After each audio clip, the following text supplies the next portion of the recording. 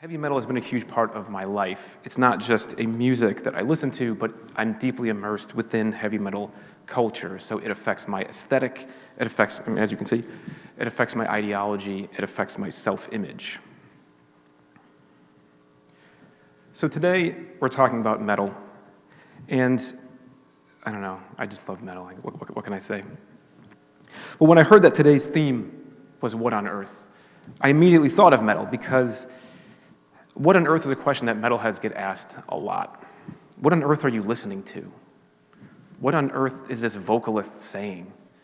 What on earth does your shirt say?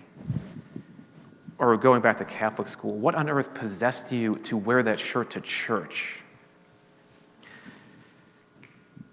The tough thing about those what on earth statements is that I feel like they're often not rooted in curiosity. They are rooted in skepticism and judgment. And when people say what on earth, what they really mean is what is wrong with you? And I think some of that skepticism is understandable because heavy metal is a genre that tends toward the extreme.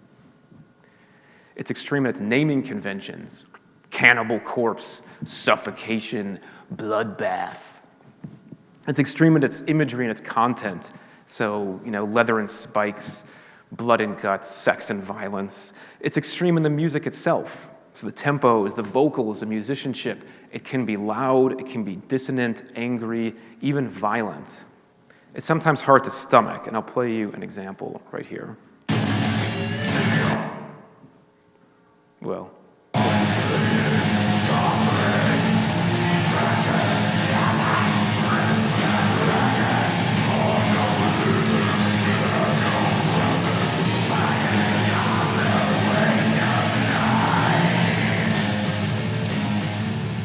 So upon hearing this, you might be wondering, why on earth does anyone listen to it?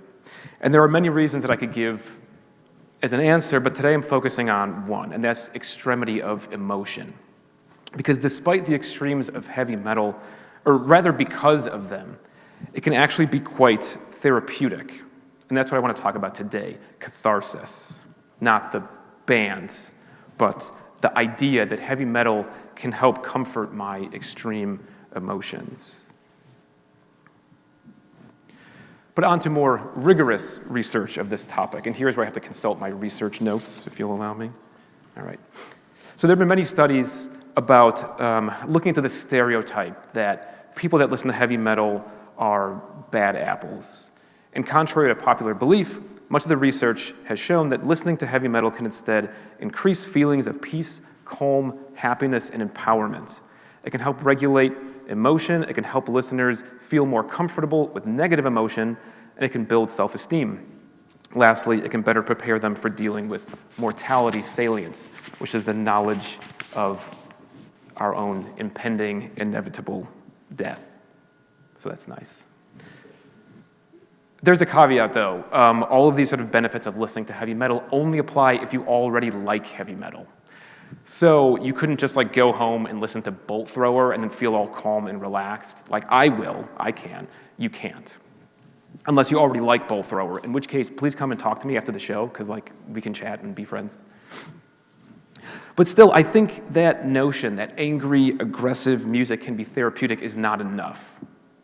Yes, if I go home and I listen to angry music when I'm angry, it can be cathartic. Corpse Grinder screams so that I don't have to. But the truth is, not all heavy metal is aggressive. Not all heavy metal is fast or ugly or violent or angry or depressing. And that's a stereotype that I also want to question a bit today. And I want to think about emotions beyond the angry. And I want to do that through a personal story.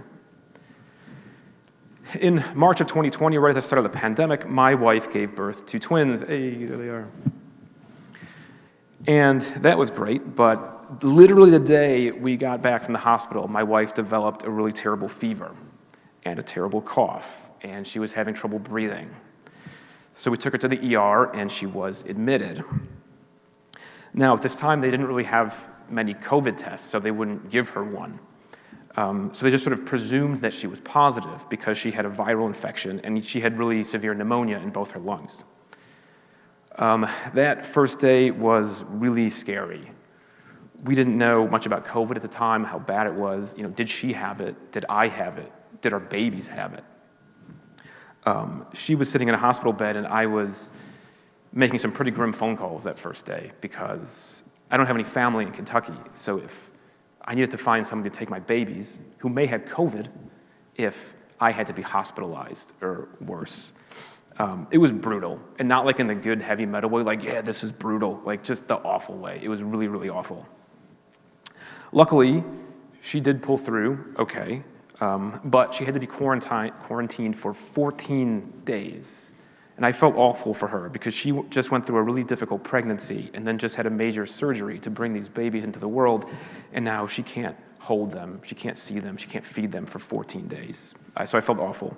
But I also felt something else, and that was the realization that I alone had to raise newborn twins with no babysitting for 14 days. My only helper was this 3-year-old maniac who, I gotta say, not much help. Folks, that 2 weeks, it was extremely metal. Here's my work from home setup. Unlike my wife, who felt miserable and terrible the entire time, I felt miserable and terrible as well, and heartbroken, but I also felt joy because I was bonding with these beautiful, tiny creatures. So I was going through the wildest emotional swings of my entire life. And heavy metal was my soundtrack. Now, I listen to heavy metal with my son, Oscar, all the time. He will regularly request High on Fire and Gore Guts, specifically old Gore Guts only, which is super elitist, but I won't get into that. People will say, oh, isn't it kind of scary for him, all the scary sounds? And I'm like, well, no, because he doesn't think Barney Greenway from Napalm Death sounds any scarier than Cookie Monster. And of those two figures, I just want to say, one of them giving terrible dietary advice, the other offering a pretty strong message against fascism. So who's really the worst influence of those two? So heavy metal has always been a big part of our household, but I can only see during the pandemic how intertwined it was with my emotions. Some days were Napalm Death days, just raging, angry, really frustrated with our circumstance, angry music for angry times. Some days were really dark, not knowing how sick my wife was, not knowing what it was going to be like when she came home, missing our wife and mom, FaceTime being totally inadequate. The melancholic, aching black metal of Lantelos helped me through those sad times. If I ever fell into a groove, it was through sleep. The band, not the activity. I was not experiencing that much. But that just slow, rhythmic groove of doom metal. Shrieking into the void with Ludacra. Just everybody at their wits' end, all four of us, even the dog, everybody's screaming, just letting it all out through the horrifying shrieks of Laurie Shanneman as our proxy. But also dancing and laughing to the joyful irreverence of Gamma Bomb, a thrash metal band that just makes me happy. Late night inspiration from Manowar. When I felt like I couldn't go on anymore, the genre of power metal just is reassuring. It's always uplifting. It made me realize that I could do it. I could make it. And we did make it. We emerged covered in baby poop and vomit and pizza sauce, exhausted and sleep deprived. We made it. And when we got our reunion, man, it was so sweet. So I know there are many kinds of music that people can turn to when they feel sad or when they feel intense emotions. But for me, heavy metal is different. There's something about the extremity of heavy metal that allows it to do something that other genres can't. For me, it is absolutely the best melodrama. And it's not surprising that many of the observations I made about heavy metal have been made by scholars looking at other genres of media with extreme emotions. Horror film, Hollywood melodrama from the 1940s and 50s. Soap operas. I mean, you want to talk about a genre built on sex and murder. Just ask my grandma. Like these other genres, heavy metal is powerful because it doesn't shy away from big emotions. In a world where melodramatic is usually an insult, heavy metal just leans right into it. Heavy metal will never tell you that you are too much, because it is by definition too much. Now, I'm not going to tell you to go home and listen to metal, because I know it's not for everyone. But I want you to remember that during extreme times call for extreme soundtracks. And I hope that you have something, some music or some media that you can turn to comfort your understandably extreme emotions during this pandemic. And I want you to remember that comfort doesn't always come in a hug. Sometimes it comes in a scream. Thank you.